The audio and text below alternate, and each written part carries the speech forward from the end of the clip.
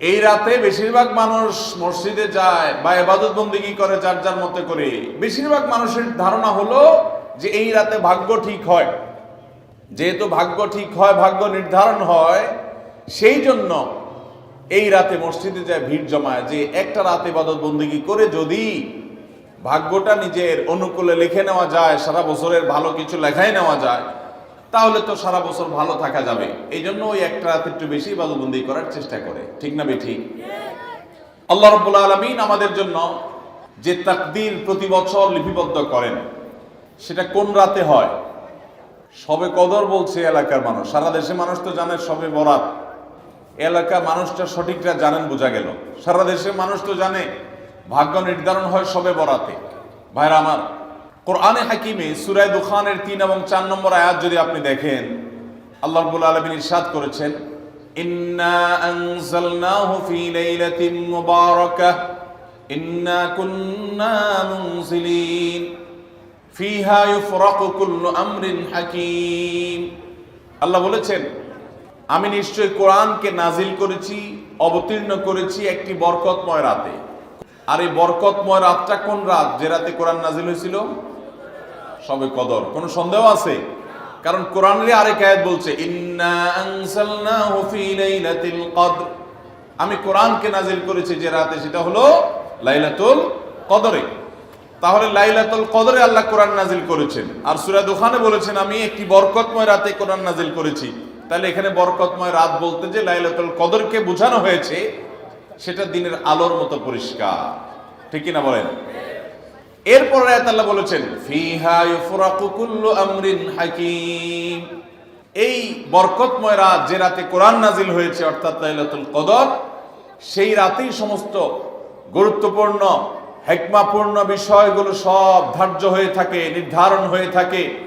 এই আয়াতের আলোকে বোঝা যায় মানুষের ভাগ্য সারা বছরের যেটি লিপিবদ্ধ হওয়ার কথা, সারা বছরের যে বাজেট হওয়ার কথা, সেটা হয়ে থাকে লাইলাতুল কদরে, শবে কদরে। মধ্য শাবানের রাত, এ রাতে আল্লাহ তাআলা মানুষকে সাধারণ ক্ষমা ঘোষণা করেন।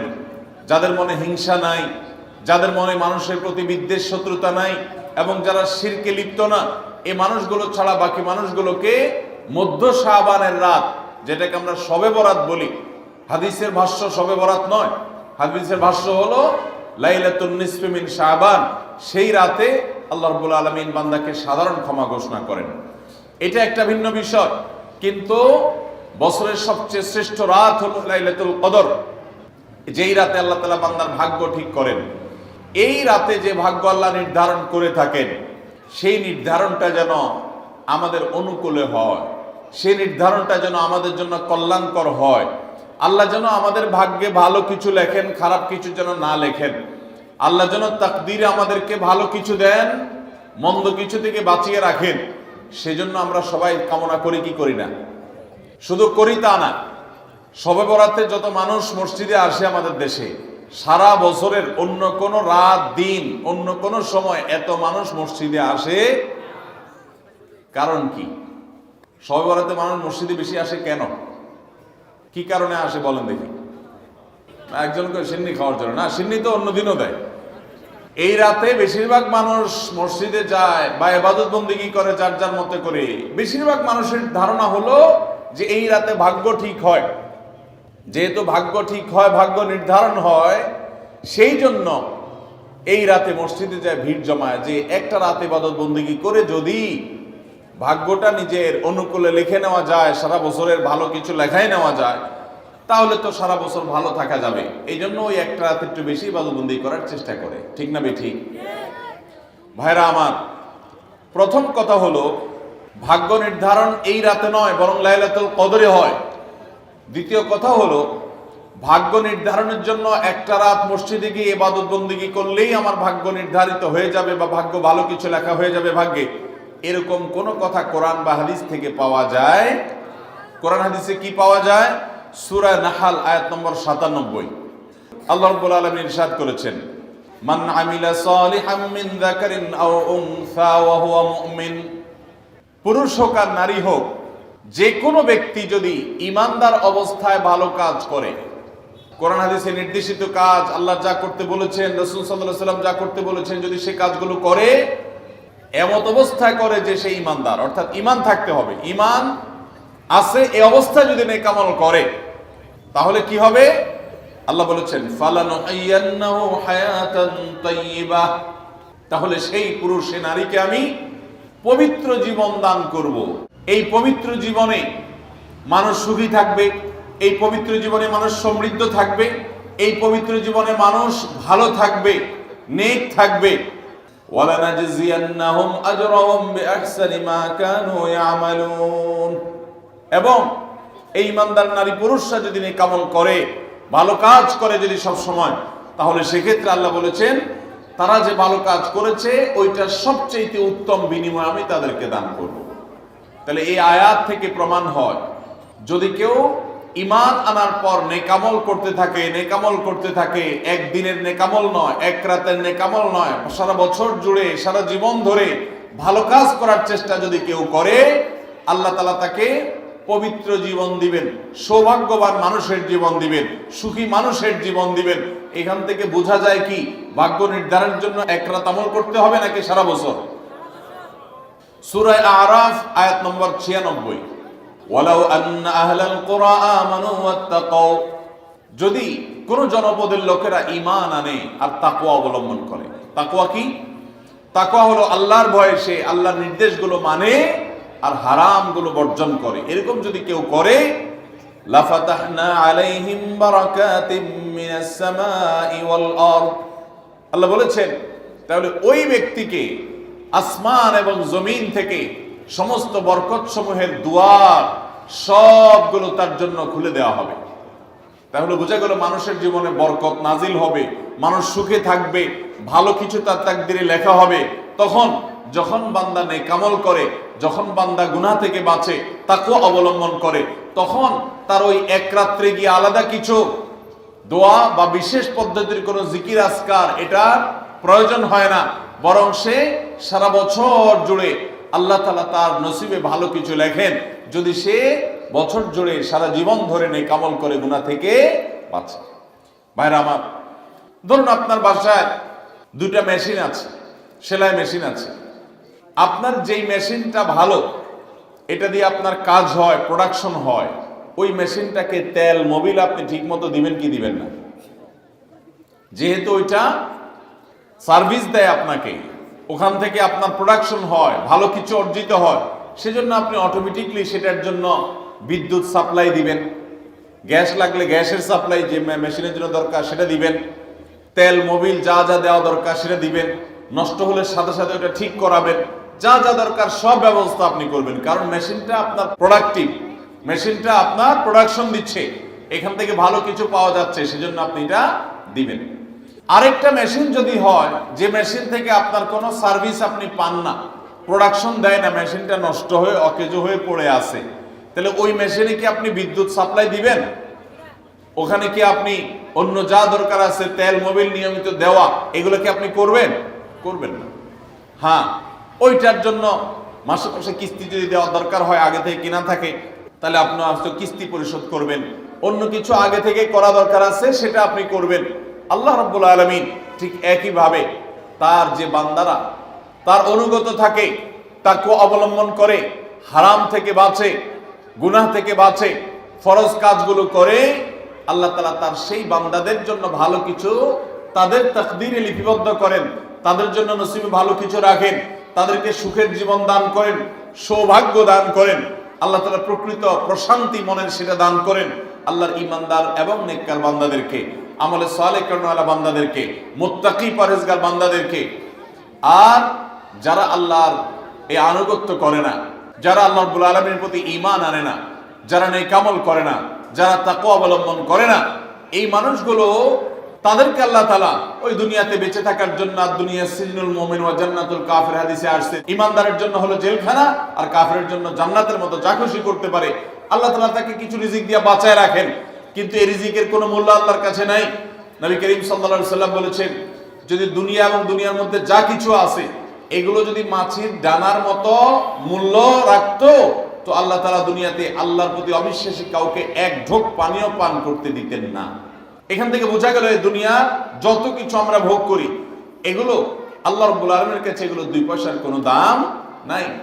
বিশেষ করে যারা আখিরাতে বিশ্বাসী না, যারা আল্লাহর প্রতি ঈমান নাই, সে কাফেরদের জন্য এগুলো আল্লাহ তাআলা দিয়ে থাকেন, কারণ এগুলো সামান্য সময়ের ভোগ, অনন্ত অসীমকালের সুখ এবং দুনিয়ার প্রকৃত প্রশান্তি এটা আল্লাহ শুধু তার ঈমানদার বান্দাদের জন্যই বরাদ্দ করে রেখেছেন। তো এই আয়াত থেকে, হাদিস থেকে বোঝা যায় যে ঈমানদাররা যখন নেক আমল করবে তাদের জন্য আল্লাহ তাআলা নসিবে ভালো কিছু দিবেন, তাদের জন্য আল্লাহ তাআলা তাদের ভাগ্যে ভালো কিছু দিবেন, তাদের ভাগ্য সুপ্রসন্ন হবে। আর যদি কেউ বদামল হয় তাহলে আল্লাহ রাব্বুল আলামিন তার জন্য প্রকৃত প্রশান্তি, আসল সুখের ঠিকানা সেটা আল্লাহ তাআলা তাদেরকে কখনো দিবেন না। অতএব আমরা যদি চাই আমাদের ভাগ্যে ভালো কিছু লেখা হোক, তাহলে প্রথম কাজ করতে হবে আমাদেরকে নেক আমল করতে হবে। ঈমান আনার পর কি করতে হবে? নেক আমল করতে হবে। আল্লাহ আমাদের সবাইকে সে তৌফিক দান করুন।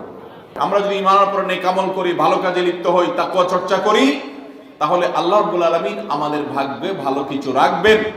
এই ব্যাপারে একজন ঈমানদারের ঈমান মজবুত থাকতে হবে। আরেকটা উপমা নেই আমরা।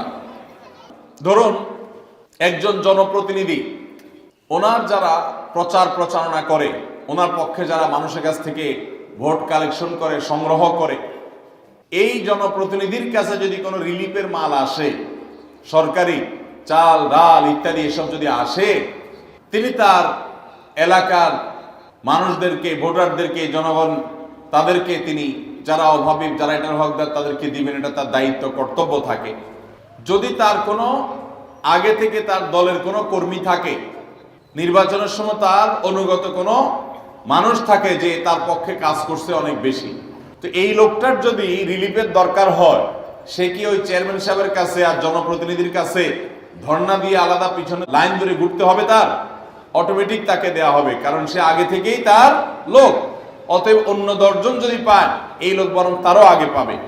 ঠিক একইভাবে যে সারা বছর জুড়ে নেক আমল করে, তাকওয়া অবলম্বন করে, গুনাহ থেকে বাঁচে, আল্লাহর আনুগত্য করে, আল্লাহর আদেশ নিষেধগুলো মেনে চলে, 5 ওয়াক্ত নামাজ পড়ে, হালাল হারাম বাজ বিচার করে চলে, আল্লাহর ভয় অন্তরে লালন করে, ওই আল্লাহর বান্দাকে আল্লাহ যখন ভাগ্য লিপিবদ্ধ করবেন, আল্লাহ যখন বাজেট ঘোষণা করবেন, তখন আল্লাহ তাআলা তার সেই ঈমানদার, সেই মুত্তাকি বান্দার জন্য বাজেট রাখবেন ভালো, এটা তো বলার অপেক্ষা রাখে।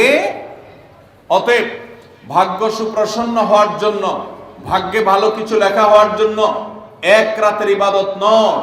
এই সমস্ত আয়াত, হাদিস, উপমা থেকে আমরা বোঝাবার চেষ্টা করছি যে আমাদেরকে করতে হবে সারা বছর জুড়ে ভালো কাজের চর্চা, নেক আমলের চর্চা। তাহলে আমরা নেক আমলের মাধ্যমে আল্লাহ রাব্বুল আলামিনের কাছ থেকে ভালো কিছুর ফয়সালা পাবো ইনশাআল্লাহ। মোহতারাম হাজরিন, আমরা অনেকে দোয়ার জন্য অনেক অস্থির হই, পেরেশান হই যে অমুক হুজুর যেন আমার জন্য একটু দোয়া করে দেন, ইমাম সাহেব আমার জন্য একটু দোয়া করে দেন। বড় কোনো আলেম পাইলে আমরা দোয়ার জন্য অনেক চেষ্টা করি যে ভাই আপনি একটু আমার জন্য দোয়া করে দেন। এটা ভালো, এটা খারাপ কিছু না। আমরা যারা এক রাতে আমল ইবাদত করে আমাদের ভাগ্যের ভালো কিছু লেখানোর জন্য চেষ্টা করি, আমি সেই ভাইদেরকে বলতে চাই, সারা দুনিয়ার সমস্ত ভালো মানুষ, সকল নেক মানুষ, এমনকি মক্কা মদিনার ইমাম সাহেবরা, হারামাইনের ইমাম খতিবগণ, সারা দুনিয়ার সকল আল্লাহওয়ালা, নেককার এবং ভালো মানুষ যারা আছেন, আব্দে সালেহ যারা আছেন, আল্লাহর ওলি যারা আছেন, তাদের সবার দোয়া আমরা পাইতে চাই। একটা সহজ উপায় আছে, সেটা কি? এই এতক্ষণ যেটা বললাম, অর্থাৎ আপনি যদি নিজেকে ভালো মানুষ হিসাবে গড়ে তোলার জন্য চেষ্টা করেন, আপনি 5 ওয়াক্ত নামাজ পড়বেন, আল্লাহর হুকুম মতো চলবেন, আপনি হারাম থেকে বাঁচার জন্য সংগ্রাম যুদ্ধ চালাবেন, আপনি হক হালালি চলার চেষ্টা করবেন, আপনি তাকওয়ার উপরে চলার চেষ্টা করবেন। যদি আপনি এটা করেন, তাহলে অটোমেটিকলি সারা দুনিয়ার সমস্ত নেককার মানুষদের দোয়া একবার না, বারবার বারবার, হাজার হাজার লক্ষ লক্ষ বার আপনি পেতে থাকবেন। কিভাবে? আমরা নামাজের মধ্যে আত্তাহিয়াতু পড়ি কি পড়ি না? এই আত্তাহিয়াতুর মধ্যে একটা কথা আছে, আসসালামু আলাইনা ওয়া আলা ইবাদিল্লাহিস সালিহিন। এর অর্থ কি? এর অর্থ হলো, হে আল্লাহ, নামাজের মধ্যে নামাজরত অবস্থা দোয়া, এখানে দোয়া করছে মুসল্লি, হে আল্লাহ, আসসালামু আলাইনা, আল্লাহ আমার প্রতি শান্তি বর্ষিত হোক, আমাদের প্রতি শান্তি বর্ষিত হোক, ওয়া আলা ইবাদিল্লাহিস সালিহিন, এবং আল্লাহর যত নেককার বান্দা আছে সারা পৃথিবীতে, সারা দুনিয়াতে যত নেককার বান্দা আল্লাহর আছে, যারা ভালো কাজ করার চেষ্টা করে, যারা হক হালালি চলার চেষ্টা করে, যারা হারাম উপার্জন করে না, যারা হারাম জিনিস দেখে না, হারাম জিনিস ধরে না, হারাম খায় না, হারাম কথা বলে না, হারাম জায়গায় যায় না, হারাম কাজ করে না, ৫ ওয়াক্ত নামাজ পড়ে, যাকাত ফরজ হলে যাকাত দেয়, হজ ফরজ হলে হজ করে, রমজান আসলে রোজা রাখে, সকল ফরজ কাজগুলো করে, এক কথায় কোরআন হাদিসকে মেনে চলার চেষ্টা করে যারা, তার জীবনের অক্ষরে অক্ষরে প্রতিটা পদক্ষেপে, এদেরকে বলা হয় নেককার বান্দা। নামাজে আত্মাহিয়তে প্রত্যেকটা মুসল্লি সারা পৃথিবীর সমস্ত প্রান্ত থেকে আল্লাহর কাছে দোয়া করে, আসসালামু আলাইনা ওয়া আলা ইবাদিল্লাহিস সালিহিন, আল্লাহ আমাদের প্রতি তো শান্তি বর্ষিত করবেনই, সেই সাথে আপনার নেককার বান্দা যারা আছেন, যা সারা দুনিয়াতে, এই সকল নেককার বান্দাদের প্রতি আপনি শান্তি বর্ষিত করেন। এই দোয়া প্রত্যেকটা মানুষ নামাজের মধ্যে করে কি করে না? তাহলে আপনি যদি নিজেকে নেককার বান্দা হিসাবে শামিল করতে পারেন, আপনি যদি নিজেকে আল্লাহর হুকুম এবং আল্লাহর আনুগত্য করানোওয়ালা মানুষ হিসাবে গড়ে তুলতে পারেন, তাহলে অটোমেটিকলি আপনি সারা দুনিয়ার সমস্ত নেককার মানুষদের দোয়া পেয়ে যাবেন। আল্লাহ আমাদের সবাইকে সে তৌফিক দান করুন। ভাইরা আমার, নেককারদের জন্য অটোমেটিকলি দোয়া হয়। শুধুমাত্র আল্লাহর নেককার বান্দা মানুষরা না, ফেরেশতারা দোয়া করে। আল্লাহর সকল নেককার মানুষদের দোয়া আমরা অটোমেটিক পাবো। তাহলে আমাদের ভাগ্যে যেন ভালো কিছু লেখা হয়, তার জন্য আমাদের যে আমলটা করতে হবে তা হলো আমলে সালেহ। সারা বছর জুড়ে, সারা জীবন জুড়ে আমাদেরকে খুঁটে খুঁটে খুঁটে কোনটা কোনটা ভালো কাজ সেগুলো করার চেষ্টা করতে হবে, কোনটা কোনটা খারাপ কাজ, গুনাহের কাজ, সেগুলো থেকে বাঁচার চেষ্টা করতে হবে। তাহলে আমাদের ভাগ্যে ভালো কিছু লেখা হবে ইনশাআল্লাহ। সহিহ বুখারীর একটি হাদিস থেকে আমরা আমাদের নসিবে ভালো কিছু আল্লাহ তাআলা লিপিবদ্ধ করবেন এরকম একটি আমলের কথা আমরা জানি। সকল সাধারণ নেক আমলের মধ্যে সেটা শামিল আছে, এটাকে আলাদা করে নবী সাল্লাল্লাহু আলাইহি ওয়াসাল্লাম বলেছেন। সেটা কি? তিনি বলেছেন, মান সাররাহু আইয়ুবসাতা লাহু ফি রিজকিহি আও ইউনসা লাহু ফি আথারিহি ফালইয়াসিল রাহিমাহ।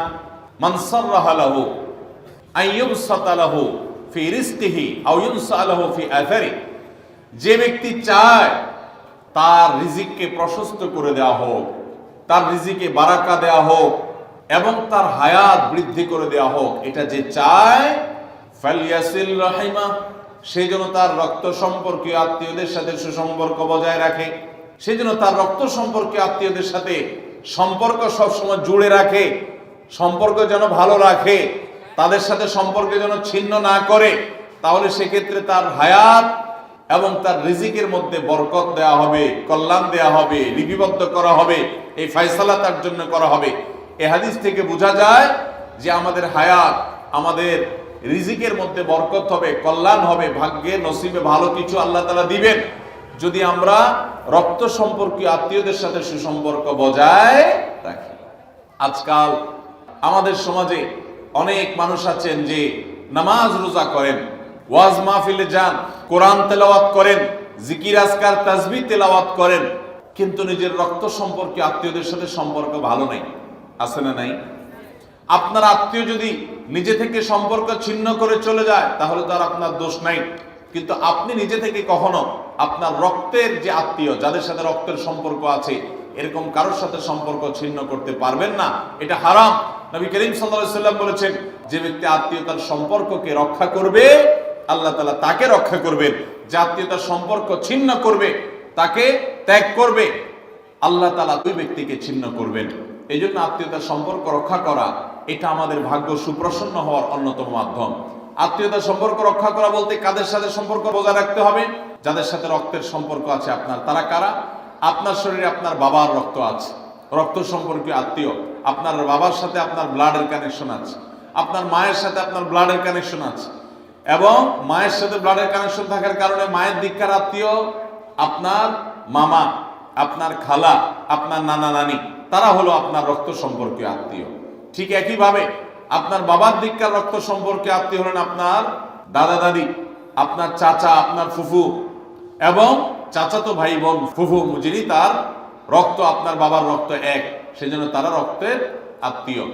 ভাই বোন তো আছেই, তো এই রক্তের আত্মীয়দের সাথে অনেকে সম্পর্ক বজায় রাখে না, কোনো কারণে সম্পর্ক ছিন্ন করে ফেলে, এটা হারাম।